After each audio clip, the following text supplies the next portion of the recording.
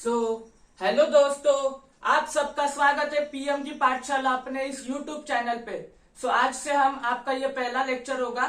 हम चालू करने वाले हैं द लिविंग वर्ल्ड बायोलॉजी का 11th का सीबीएसई का पहला चैप्टर। और आज से हम हर पॉइंट को डीप में थोड़ा थोड़ा करके एक सीरीज में समझेंगे। और ये आपकी आज से गीता होगी बायोलॉजी 11th की। इसी बुक को हम फॉलो करेंगे। तो टाइम वेस्ट न करते हुए चालू करते हैं। हम ये चैप्टर सीखते क्यों है? सबसे पहले हमें नोट्स तो मैं आपको हैंड रिटन नोट्स प्रोवाइड कर दूंगा टेलीग्राम चैनल या व्हाट्सएप चैनल पे, लेकिन कंसेप्ट पकड़ो। द लिविंग वर्ल्ड हम ये चैप्टर सीखते क्यों है? किसी ने सोचा है? अच्छा सोचो, सामने एक पत्थर दिखा और सामने एक पेड़ दिखा, तो कोई ऐसे भी बोलेगा इतनी खूबसूरत लड़की है? नहीं ना। तो मेरा बोलने का मतलब यही है कि द लिविंग वर्ल्ड चैप्टर हमें सीखना चाहिए, क्योंकि हमें पता होना चाहिए कि हम लिविंग है, बाकी ऑर्गेनिजम्स लिविंग है, पेड़ लिविंग है। मतलब कि जो लिविंग है और नॉन लिविंग है उनमें डिफरेंस क्या है, उनमें अंतर क्या है, ये बात समझने के लिए हमें ये चैप्टर सीखना पड़ता है। क्योंकि हम बार बार बोलते हैं 4th स्टैंडर्ड से या 5th स्टैंडर्ड से हम पढ़ते हैं बायोटिक कंपाउंड्स। तो उनका असल में मीनिंग क्या होता है? जैसे कि हम बोलते हैं एनिमल्स इज बायोटिक कंपाउंड। हम बायोटिक क्यों बोलते, अबायोटिक क्यों बोलते?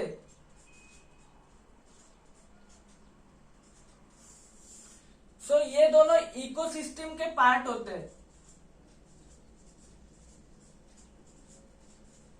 मैं थोड़ा टॉपिक से अलग बता रहा, ये शुरुआती वाला। इकोसिस्टम क्या होता है? इकोसिस्टम जहां अबायोटिक और बायोटिक कंपाउंड्स, मतलब जहां लिविंग और नॉन लिविंग ऑर्गेनिज्म साथ में मिलके ग्रुप में एक दूसरे के को रिलेशन में रहते, उसे इकोसिस्टम कहते।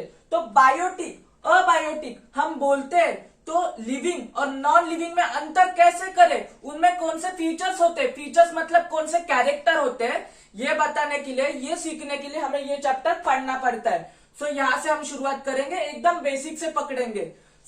द लिविंग वर्ल्ड, लिविंग से हम क्या समझते हैं? अगर कमेंट में बताओ कि लिविंग से हम क्या समझते हैं। आप सबको पता होगा लिविंग मतलब हम एक जगह से दूसरी जगह चल सकते हैं। मैं अपना हाथ हिला रहा, ये मेरा कैरेक्टरिस्टिक हुआ।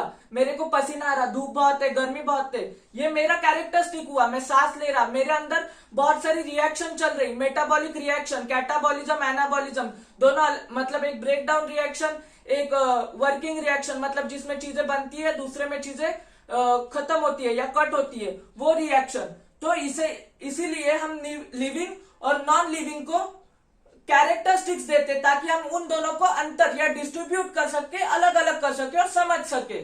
और इनमें एक चीज है, वायरस जो है वो लिविंग और नॉन लिविंग के बीच का कनेक्टिंग लिंक है। क्योंकि अगर एक वायरस हमारे बॉडी के अंदर नहीं जाता, तब तक उस वायरस की कोई औकात नहीं होती। जैसे हम बोल सकते अबे मेरे को तो कोरोना वायरस हो गया, लेकिन अगर जब तक वो वायरस हमारे बॉडी के अंदर नहीं जाता, वो किधर भी मौजूद हो, इस मार्कर पे मौजूद हो, मेरे नाक पे मौजूद हो, मेरे मुंह पे मौजूद हो, लेकिन जब तक वो मेरी बॉडी के अंदर नहीं जाता, तब तक वो वायरस नॉन लिविंग होता। क्योंकि उसका कोई सेल्यूलर स्ट्रक्चर नहीं है, वो बस प्रोटीन कोट और अंदर उसका एक डीएनए मटेरियल यानी जेनेटिक मटेरियल होता है, इतना ही। तो हम चालू करते हैं मेन चैप्टर की तरफ से। तो इंट्रोडक्शन तो हमने समझ लिया कि लिविंग वर्ल्ड क्या है, बायोटिक अबायोटिक कंपोनेंट्स क्या है, बायोटिक अबायोटिक मतलब लिविंग नॉन लिविंग के बीच की कनेक्टिंग लिंक वायरस होता है, ये तो हमने इंट्रोडक्शन में चालू किया। हम इंट्रोडक्शन में लिविंग एक मिनट। इंट्रोडक्शन के लिए सबसे पहले हम लिविंग को समझते हैं। What do you mean by living? ऐसी चीज है जो खुद से मूव कर सकती, खुद से खुद की रिएक्शंस कर सकती, वरना उन चीजों में खुद से मेटाबॉलिक रिएक्शंस होती। ऐसी चीजें जो ग्रोथ कर सकती, इंटरनल एक्सटर्नल, आगे हम पढ़ेंगे लिविंग चीजों के फीचर्स। इंटरनल एक्सटर्नल ग्रोथ कर सकती, रिप्रोडक्शन कर सकती, एक जैसे कई सारे जीव पैदा कर सकती। ऐसे लिविंग के बहुत सारे कैरेक्टरिस्टिक्स होते। तो अभी तक हमें 1.7 million to 1.8 million living species known है। ये फैक्चुअल क्वेश्चन हो सकता है। 1.7 million to 1.8 million living species हमें अभी तक नोन है, जिसमें बहुत सारे कैरेक्टर, बहुत सारी अलग अलग स्पीसीज आती, जैसे कि इंसेक्ट आ सकते, बर्ड्स आ सकते, मैमल्स आ सकते, फिशेस आ सकती, उसके बाद माइक्रो ऑर्गेनिजम्स आ सकते। माइक्रो ऑर्गेनिजम्स में एक होता है खतरों का खिलाड़ी, उसे हम कहते हैं आर्केबैक्टीरिया। इंट्रोडक्शन में ये भी पढ़ेंगे। मतलब जब सेकेंड चैप्टर पढ़ोगे आप लोग बायोलॉजिकल क्लासिफिकेशन, तब आप आर्केबैक्टीरिया के बारे में पढ़ोगे। आर्केबैक्टीरिया, सो आर्केबैक्टीरिया होता खतरों का खिलाड़ी। मतलब अगर तुमने गर्म पानी में हाथ डाला, 100 डिग्री सेल्सियस पे अगर गर्म पानी होगा उसमें हाथ डाला तो हमारा हाथ तो जल जाएगा, लेकिन उस पानी में डांस करते हुए हमें कौन मिलते हैं? आर्केबैक्टीरिया। दो पीएच तक भी अगर एसिडिक सॉल्यूशन रहेगा उसमें भी अगर हमने हाथ डाला तो हमारा हाथ जल जाएगा, लेकिन वहां भी डांस करते हुए हमें कौन मिलते हैं? हमारे आर्केबैक्टीरिया। और साथ में बहुत सॉल्टी वाटर है जो हम पी नहीं सकते।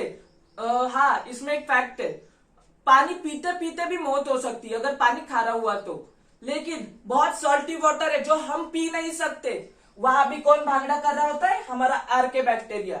सो कहने का मतलब है आर्केबैक्टीरिया ऐसा बैक्टीरिया है, या इसे बोल सकते हैं, ऐसे बोल सकते हैं, ये ऐसा बैक्टीरिया है जो हर जगह मौजूद है।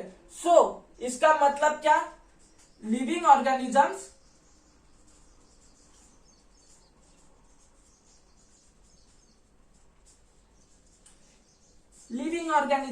मतलब मैं, तुम, इस मार्कर पे बैठा हुआ बैक्टीरिया भाई सुन रहे हैं ना, कैटेगराइज कर रहे तेरे को भी। सो मैं, तुम, मार्कर पे बैठा बैक्टीरिया, फंगी, उसके बाद ब्रायोफाइटा, टेरेडोफाइट, हर पेड़, हर आदमी, हर जानवर, हर पंछी, हर कोई जो लिविंग ऑर्गेनिज्म है वो हर जगह मौजूद होता है। सो इतना वास्ट लिविंग ऑर्गेनिज्म, यानी इतनी वास्ट हमारी इकोसिस्टम है, तो उसको क्लासिफाई तो करना बनता है ना भाई। हाँ भाई। सो इसका मतलब क्या? लिविंग ऑर्गेनिज्म इतने वास्ट अमाउंट पे प्रेजेंट है तो उनको क्लासिफिकेशन की जरूरत होती है, उनमें डिस्टिंग्विश करने की जरूरत होती है। इसलिए हम पहला ही चैप्टर पढ़ते हैं, the living world. So living world कितना अमेजिंग है ना भाई। हाँ, सो चल पढ़ते हैं। तो सबसे पहले लिविंग के कैरेक्टरिस्टिक्स क्या है? सो शुरुआत करते हैं हम बेसिक कैरेक्टरिस्टिक्स से। उसे बोल सकते हैं, सर मैं तो बचपन में इतना सा था लेकिन अब इतना बड़ा हो गया। तो पहला कैरेक्टरिस्टिक है ग्रोथ। लिखो मत, बस समझने का काम करो। मैं आपको नोट्स प्रोवाइड कर दूंगा। मेरी हैंडराइटिंग अच्छी है भाई, लड़का हूं पर हैंडराइटिंग अच्छी है। उसके बाद हो सकता, सर मैं आया किधर से? भाई तेरे को एक परी छोड़ के गई। नहीं, तू बायोलॉजी स्टूडेंट है, तेरे को पता है तू रिप्रोडक्शन से आया। तो एक और कैरेक्टर मिल गया हमें, रिप्रोडक्शन।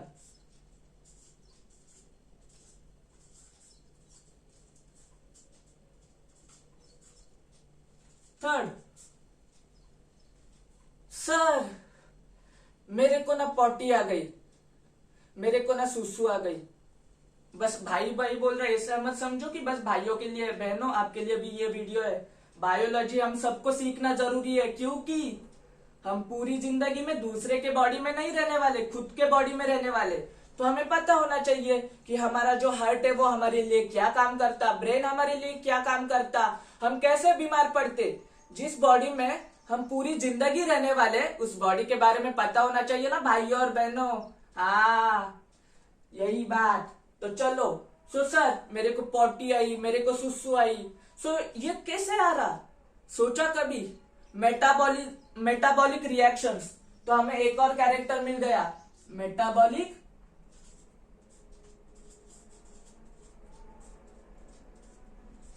रिएक्शन।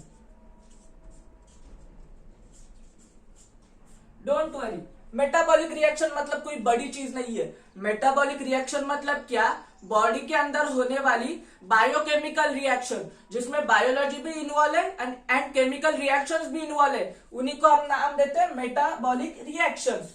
सो अभी हमारे कौन से कैरेक्टरिस्टिक्स बचे हैं, किसी को याद है?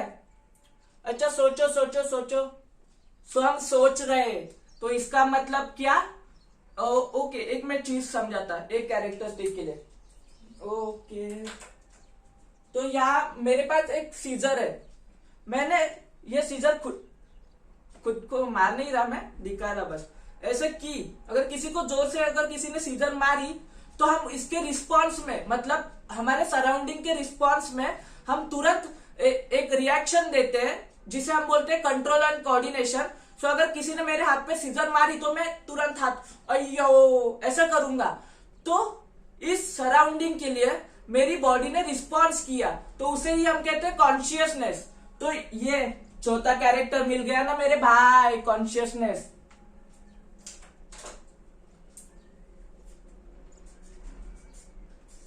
कॉन्शियसनेस शॉर्ट में लिखता कौन सी।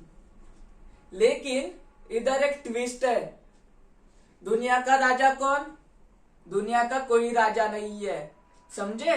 लेकिन इधर एक ट्विस्ट है, दुनिया में अभी जो डोमिनेटिंग स्पीसीज है, मतलब ह्यूमन होमोसेपियंस की, सो उस स्पीसीज में, मतलब हम ह्यूमंस में एक चीज एडवांस है, हम सेल्फ कॉन्शियस हो सकते। बाकी एनिमल्स या बाकी ऑर्गेनिज्म कॉन्शियस होते, लेकिन ह्यूमंस सेल्फ कॉन्शियस होते। तो इधर ही ब्रैकेट में लिख लेना, बाद में नोट्स दे दूंगा, सेल्फ कॉन्शियसनेस। सेल्फ ह्यूमंस में होता बस, होमो सेपियंस।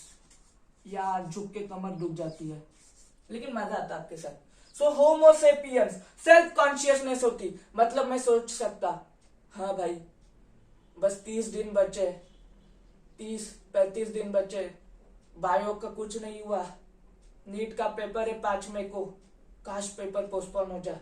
हम सोच सकते, सेल्फ कॉन्शियसनेस, हम खुद के बारे में अवेयर रहते, अंदर क्या चीजें चल रही है उसके बारे में, मतलब हमारे अंदर थॉट प्रोसेस है, सब हम बोल सकते। और ये बाप फीचर है, सबसे मस्त फीचर है कॉन्शियसनेस, और ये तो भाई बाप फीचर है, लेकिन ये डिफाइनिंग फीचर नहीं हो सकता क्योंकि ये बस ह्यूमंस में प्रेजेंट होता, लेकिन कॉन्शियसनेस सारे ऑर्गेनिजम्स में होती। तो हम बोल सकते हैं ये डिफाइनिंग फीचर है। Growth, reproduction, metabolic reaction, consciousness, 4 features 2 minute में आया। दो भी नहीं, 20 सेकेंड।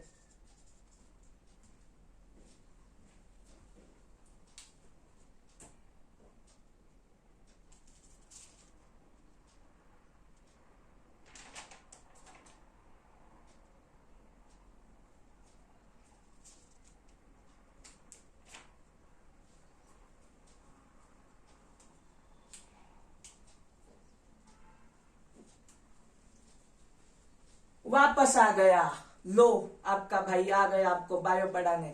सो चलो, ये लाने गया था आपको एक इससे ये बताने वाला हूं, मतलब बैक्टीरिया के बारे में बताने वाला हूं या यूनिसेल्युलर ऑर्गेनिजम्स के।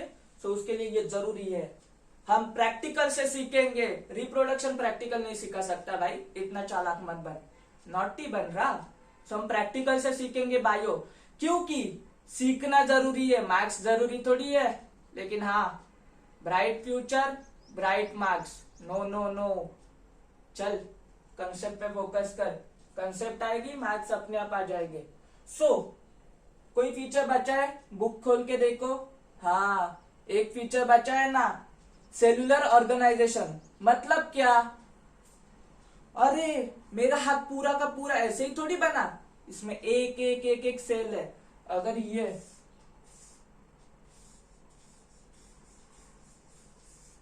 आपके भाई का हाथ, ड्राइंग पे मत जाना। सो इसमें सेल्स है, एक एक एक एक तो सेल्यूलर ऑर्गेनाइजेशन मतलब पहले सेल बना, उसके बाद टिश्यू बना, ग्रुप ऑफ सेल्स, टिश्यू के बाद बना ऑर्गन, ऑर्गन के बाद बना ऑर्गन सिस्टम, ऑर्गन सिस्टम। और ऑर्गन सिस्टम के बना आपका भाई, भाई बोलो तो भाई। तो पहले cell, tissue, organ, organ system, भाई मतलब ऑर्गेनिज्म। सो सेलुलर ऑर्गेनाइजेशन ये भी प्रेजेंट होती लिविंग बींग्स में, मतलब कि लिविंग का एक और हमें कैरेक्टर फीचर मिल गया, कैरेक्टर मिल गया, वो क्या है? पांचवा, सेलुलर ऑर्गेनाइजेशन, सेलुलर ऑर्गेनाइजेशन।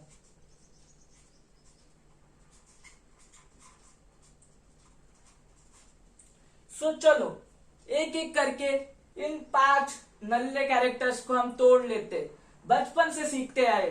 तो पहला कैरेक्टर लेते हैं हम ग्रोथ। नोट्स बाद में दे दूंगा, आज आप बस सुनो और समझो। 10 मिनट लगेंगे, ये 5 कैरेक्टरिस्टिक खत्म। उसके बाद नेक्स्ट टॉपिक होगा बायोनॉमिन माकिया। उसके बाद सॉरी उसके बाद नेक्स्ट टॉपिक होगा बायोनॉमिकल नॉमेनक्लेचर। सो 1 2 3 4 5, चलो स्टार्ट करते। ग्रोथ, ग्रोथ से हम क्या समझते हैं? हमारे गीता में, मतलब कि बायोलॉजी की 11th की एनसीईआरटी में, जिसे हमें स्ट्रिक्टली फॉलो करना है, उसमें लिखा है growth is twin character for unicellular organism. मतलब कि अभी बताता मैं क्या लाने गया था। देखो, ये आप सबका एक बैक्टीरिया है या कोई भी यूनिसेल्युलर ऑर्गेनिज्म है। इसमें अगर ग्रोथ होगी तो क्या होगा?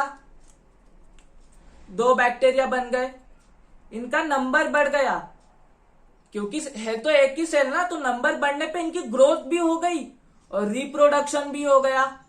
देखो, पहले ये एक बैक्टीरिया था ऐसे, फिर इनका ये टूट गए, मतलब डिवाइड हो गए, तो इनकी ग्रोथ भी हो गई और इनका नंबर भी बढ़ गया। यूनिसेल्युलर ऑर्गेनिजम्स में ग्रोथ मतलब कि अपनी ग्रोथ और रिप्रोडक्शन साइमल्टेनियसली, मतलब ग्रोथ हुई तो रिप्रोडक्शन होगा, रिप्रोडक्शन होगी तो ग्रोथ होगा। समझे? इसलिए ये लाने गया था बताने के लिए। आप भूलोगे नहीं कि बैक्टीरिया या कोई भी यूनिसेल्युलर ऑर्गेनिज्म में ग्रोथ हो गई तो उनका रिप्रोडक्शन भी हो गया भाई, रिप्रोडक्शन हो गया तो वो बढ़ भी गए भाई, ग्रोथ भी हो गई उनकी। समझे? यही था कंसेप्ट, समझने पे फोकस करो। इधर ये हुआ ग्रोथ। ग्रोथ में क्या है? ग्रोथ को हम 2 तरह से देख सकते हैं, increase in mass,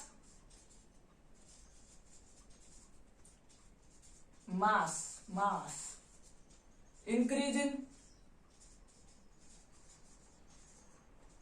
number of cell.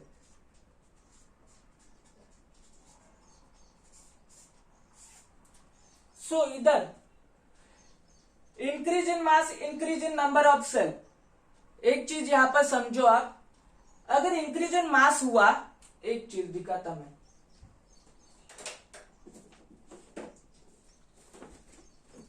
ये अपनी एक मतलब एक नॉन लिविंग चीज है, बुक है हमारी, उस पे एक और चीज रख दी तो इसका नंबर, मास तो इंक्रीज हुआ, उस पे एक और बुक रख दी। जैसे कि पहाड़ जिसपे मिट्टी आती जाती उसकी हाइट बढ़ती जाती, आसमान को पार चली जाती। वो हमें हमारे मतलब काम की चीज नहीं है, लेकिन बता रहा, पहाड़ आ सकते इनमें। इसमें और एक बुक रख दी, और एक बुक रख दी, और एक बुक रख दी, तो इसका मास तो इंक्रीज हो रहा आउटर साइड से, तो हम बोल सकते हैं इसकी ग्रोथ हो रही। इसका मतलब क्या है? हम कैरेक्टर्स क्यों पढ़ रहे हैं? लिविंग और नॉन लिविंग को अलग करने के लिए। तो इसका मतलब है जो हमारा पहला कैरेक्टर हमें मिला ग्रोथ, वो हमारा डिफाइनिंग फीचर नहीं है। मतलब कि हम ऐसे बोल सकते हैं, it's not, growth is not a defining feature because increase in mass is happened in non living things. या जैसे कि रेत पे, टीलों पे रेत आती जाती है, उनकी हाइट बढ़ती जाती है, तो उनका इंक्रीज इन मास हो रहा हमारे बुक के अकॉर्डिंग।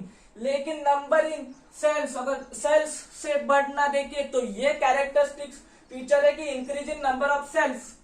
ग्रोथ में ये बोल सकते हैं ये डिफाइनिंग फीचर है। तो पहला पॉइंट क्या? ग्रोथ हुआ, लेकिन ग्रोथ डिफाइनिंग फीचर नहीं है। और इधर एक और चीज ध्यान में रखो, प्लांट्स में ग्रोथ अनलिमिटेड होती है, ऐसा नहीं है कि मतलब कि वो आसमान को फाड़ के चले जाएंगे, लेकिन हाँ प्लांट्स में वो थोड़े थोड़े थोड़े जिंदगी भर बढ़ते रहते हैं। मतलब मेरिस्टेमेटिक टिश्यूज होते हैं वो हमेशा बढ़ते रहते हैं, लेकिन एनिमल्स में एक टाइम के बाद ग्रोथ रुक जाती है। इसलिए तो तू ठेंगू बच गया भाई, वरना तू भी बढ़ जाता, तू भी आसमान फाड़ के चला जाता। लेकिन हम पढ़ाई से आसमान फाड़ देंगे, सही है ना मेरे भाई। तो चलो ग्रोथ का तो हुआ, so growth is not defining feature. Reproduction सबका फेवरेट टॉपिक। हम आते रिप्रोडक्शन पे, हमें कोई परी तो छोड़ के गई नहीं। तो देखो रिप्रोडक्शन डिफाइनिंग फीचर हो सकता है क्या? सोचो सोचो, बायोलॉजी के स्टूडेंट्स हो, हमने पढ़ा है, हमने सुना भी है आईवीएफ, गिफ्ट, इस तरह की बहुत सारी आर्टिफिशियल टेक्निक्स है इनफर्टाइल कपल्स के लिए। और साथ में कुछ ऐसे मतलब हाइब्रिड ऑर्गेनिजम्स होते हैं, जैसे कि बोल सकते हैं हम म्यूल, उसके बाद म्यूल, उसके बाद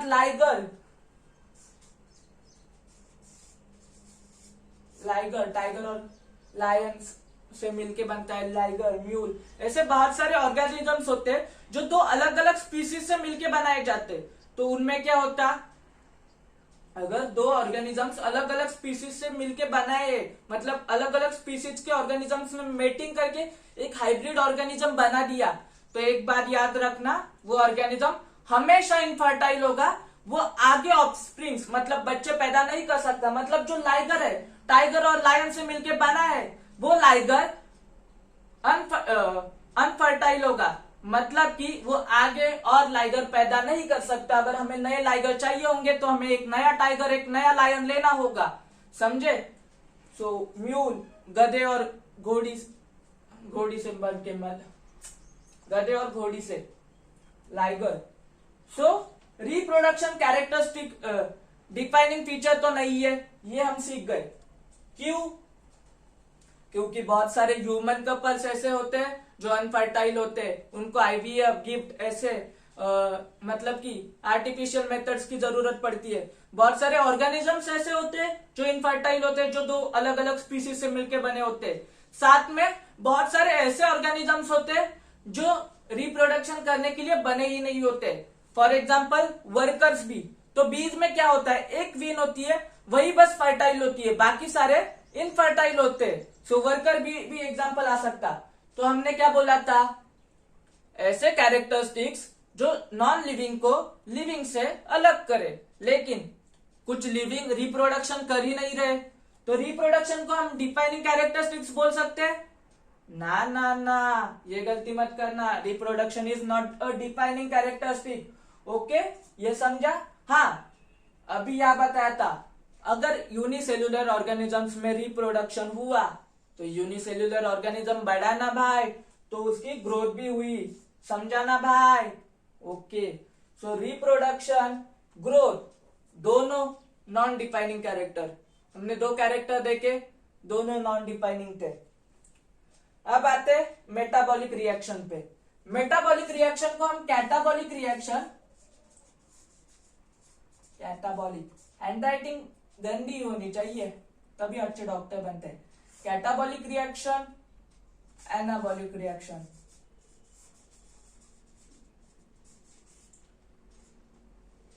एनाबॉलिक एक रिएक्शन जिसमें कुछ चीजें बन रही, दूसरी रिएक्शन जिसमें कुछ चीजें टूट रही। सो एग्जाम्पल क्या होंगे इसके? फोटोसिंथेसिस, जिससे हम वाटर ले रहे, सनलाइट ले रहे, वाटर सनलाइट CO2 ले रहे, उसके बाद अपना ग्लूकोज बना रहे C6H, सॉरी रिएक्शन भूल गया, लेकिन याद करके आऊंगा अगली बार से। पहला लेक्चर है, थोड़ा सा सपोर्ट करो, भाई हुआ आपका। सो फोटोसिंथेसिस रिएक्शन एग्जांपल होगा एनाबॉलिक रिएक्शन का। कैटाबॉलिक रिएक्शन का, हम जो खा रहे, हम होलोजोइक ऑर्गेनिज्म है, ह्यूमंस आर होलोजोइक ऑर्गेनिज्म। मैं बीच बीच में कुछ अलग बातें बता रहा हूं, तो वो दिमाग में फिट करके रखो, क्योंकि आगे वो आएंगी। जब हम ह्यूमन फिजियोलॉजी पढ़ेंगे, डाइजेशन का चैप्टर तो डिलीट हो गया, लेकिन ह्यूमन फिजियोलॉजी जब आप बोर्ड्स के लिए पढ़ोगे तब आपको पता चलेगा ह्यूमंस आर होलोजोइक ऑर्गेनिज्म। मतलब कि ऐसे में खाना खाता नहीं, मैं हाथ से उठाता, पेट में डालता, अंदर लेता, फिर डाइजेस्ट करता, फिर निकाल देता। सो समझो ह्यूमंस जिसमें हम जो डाइजेशन करते वो कैटाबॉलिक रिएक्शन है, फोटोसिंथेसिस होती वो एनाबॉलिक रिएक्शन है। तो ऐसी रिएक्शंस जो बायोकेमिकल रिएक्शंस होती है लिविंग बींग्स के अंदर for any their process like excretion, digestion, transportation, बहुत सारी रिएक्शन होती है। बॉडी में अनलिमिटेड रिएक्शंस होती रहती है। अगर वो रिएक्शंस नहीं हुए तो हम घटक जाएंगे। तो वो रिएक्शंस लिविंग बींग्स की एक फीचर है, एक कैरेक्टर है। लेकिन इसमें भी एक ट्विस्ट है। हम इंसान बहुत होशियार हो गए तो हमें ट्विस्ट की आदत पड़ गई। इसमें भी खोद खोद के हमने एक चीज निकाली कि टेस्ट ट्यूब के अंदर भी हम मेटाबॉलिक रिएक्शन कर सकते, हमें बस वो कोई केमिकल प्रोवाइड करने होते। तो इसको क्या हम लिविंग या नॉन लिविंग बोल सकते? नहीं भाई, यही तो पॉइंट है। रिएक्शन बस रिएक्शन होती, वो ना लिविंग होती ना नॉन लिविंग होती। So metabolic reaction is a defining feature of living beings. Okay, कहीं तो हमें एक डिफाइनिंग फीचर मिला। तीसरा feature metabolic reaction is a defining feature of living being. क्योंकि अगर टेस्ट ट्यूब के अंदर के रिएक्शंस को हमने बोला भाई तू तो नॉन लिविंग है, तो हम तो केमिस्ट्री का अपमान कर देंगे, समझे? सो टेस्ट ट्यूब के अंदर जो रिएक्शंस होती है वो neither living nor non living. Okay, got it? 1 2 3। अब आते हैं हमारे सबसे बाप फीचर पे, सबसे डिफाइनिंग फीचर पे। सो कॉन्शियसनेस। सो कॉन्शियसनेस कुछ नहीं होता, 2-3 लाइन में समझाया है आपके बुक में। मैं भी थोड़ा डीप में जाता। ये एक है बैक्टीरिया और इस पे एक चढ़ गया, ड्राइंग पे मत जा यार। बैक्टीरियाफेज एक वायरस है। इसने इसका डीएनए मटेरियल बैक्टीरिया के अंदर डाल लिया इसको इन्फेक्ट करने के लिए, और यह है बैक्टीरिया का डीएनए मटेरियल। तो बैक्टीरिया खुद के डीएनए मटेरियल को कवर कर लेगा।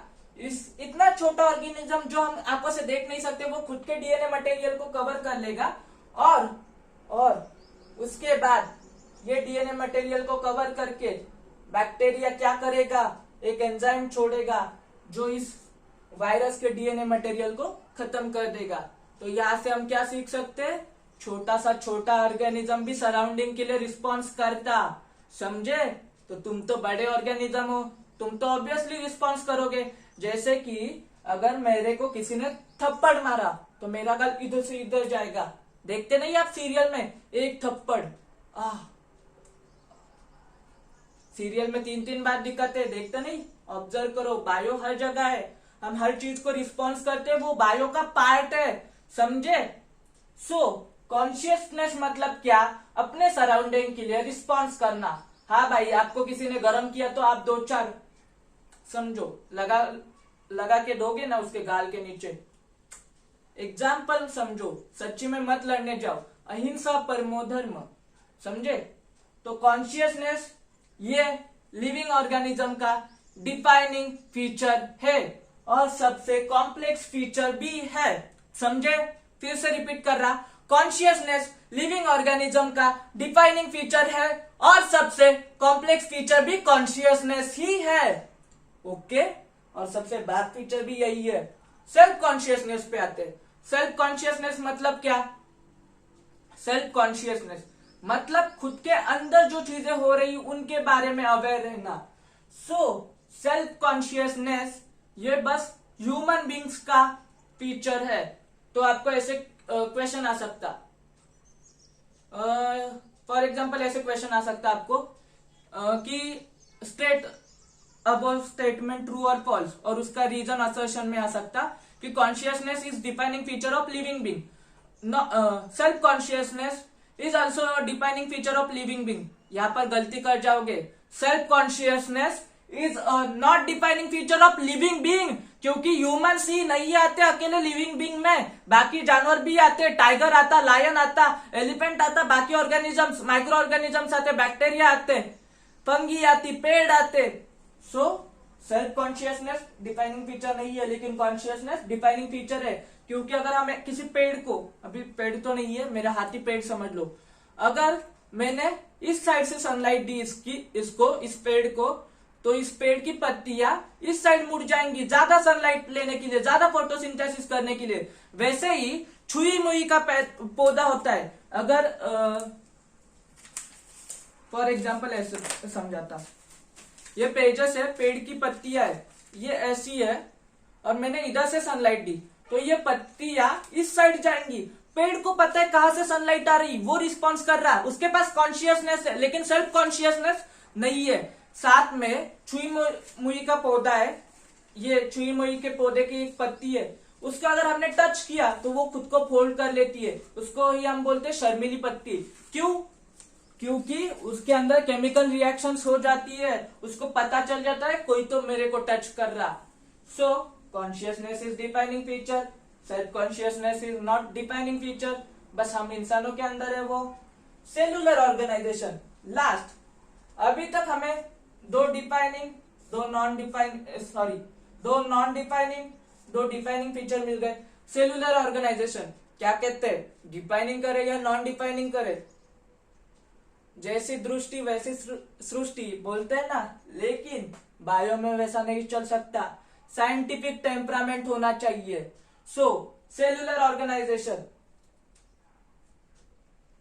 चलो स्टार्ट करते। सेलुलर ऑर्गेनाइजेशन ये डिफाइनिंग फीचर है लिविंग बीइंग का, बिकॉज सेल हम आर्टिफिशियली तैयार नहीं कर सकते, और हर ऑर्गेनिज्म जिसके पास एक सेल भी है उसको हम लिविंग बोल सकते हैं। इसलिए हम वायरस के पास सेल नहीं है, इसलिए हम उसको लिविंग में काउंट नहीं करते। इसलिए सेलुलर ऑर्गेनाइजेशन, उसके बारे में मैंने यहां डिस्क्राइब किया। पहले सेल होता, टिश्यू होता, ऑर्गन सिस्टम, फिर आपका भाई मतलब ऑर्गेनिजम्स। तो सेलुलर ऑर्गेनाइजेशन डिफाइनिंग फीचर है, उसमें अलग अलग पार्ट आते हैं। जैसे कि फॉर एग्जांपल सेल किंगडम भी इस पे बेस्ड है, सिखाता मैं। सेल, अगर जिसके पास सेल है वो आता मोनेरा में, बस सेल है, लेकिन वो ट्रू सेल कह सकते हैं, सेल ऑर्गेनेल्स डेवलप है, तो वो आता प्रोटिस्टा में। सेल प्लस टिश्यू है तो वो आता फंगी में। सेल टिश्यू ऑर्गन तक है, लीफ, स्टीम, रूट, ये क्या हुए पेड़ के ऑर्गन्स, तो वो आता प्लांटे में। और अगर ऑर्गन सिस्टम होए तो आपका भाई आ जाएगा ना, मतलब आ जाएंगे एनिमेलिया, किंगडम एनिमेलिया आता ऑर्गन सिस्टम होगा। तो इतना समझे? अब क्या बताने का बाकी रहा? दो तो हमारे नॉन डिफाइनिंग, 3 डिफाइनिंग, उसमें भी self consciousness non defining. Introduction तो मस्त हुआ। एक चीज और मतलब बायोलॉजी के पहले पेज पे, आपके इस चैप्टर के पहले पेज पे आपको एक साइंटिस्ट दिए है जो बहुत ग्रेट साइंटिस्ट हुए।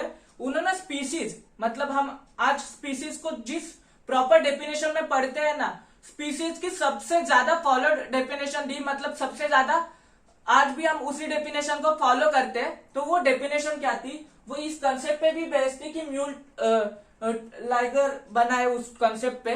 उन्होंने बोला स्पीसीज ऐसे इंडिविजुअल होते हैं जो एक दूसरे से मेट करे तो फर्टाइल ऑफस्प्रिंग पैदा करते। मतलब एक लड़का एक लड़की को ढूंढेगा, एक लड़का एक पेड़ को थोड़ी ढूंढेगा। तो उनका मतलब क्या था? स्पीसीज दो ऐसे इंडिविजुअल का, मतलब ऐसे इंडिविजुअल का ग्रुप होता, अगर उन्होंने रिप्रोडक्शन या मेटिंग की। Species is a group of individual who mate और who reproduce to form a fertile offspring, जिसमें उसके गैमेट्स प्रोड्यूस हो सकते हैं, वो अनफर्टाइल नहीं होगा। अर्नस्ट मेयर साहब ने ये डेफिनेशन दी थी हमें। बायोलॉजी के बहुत मस्त साइंटिस्ट थे। आप भी आगे जाके साइंटिस्ट ही बनोगे अगर कंसेप्ट पे ध्यान दिया, रटने पे ध्यान नहीं दिया। समझे ना? तो ये तो था इंट्रोडक्शन। इसके बाद आज के लिए बस इतना ही। ये तो हमारा शुरुआती लेक्चर था। आज से हर रोज एक एक लेक्चर आता जाएगा, पढ़ते जाओ। आपको मैं नोट्स अब टेलीग्राम या व्हाट्सएप या इंस्टा कहीं तो अवेलेबल करा दूंगा, तीनों जगह करा दूंगा वरना। और साथ में डिस्क्रिप्शन में मैं लिंक दे दूंगा उसकी। कोई डाउट होगा तो कमेंट करना, कमेंट में मां कसम आपका डाउट सॉल्व कर दूंगा, फिर से आपको डाउट नहीं होगा उस चीज के लिए। तो चलो, राम राम भाइयों, बाय बाय, पढ़ते रहो। जय हिंद।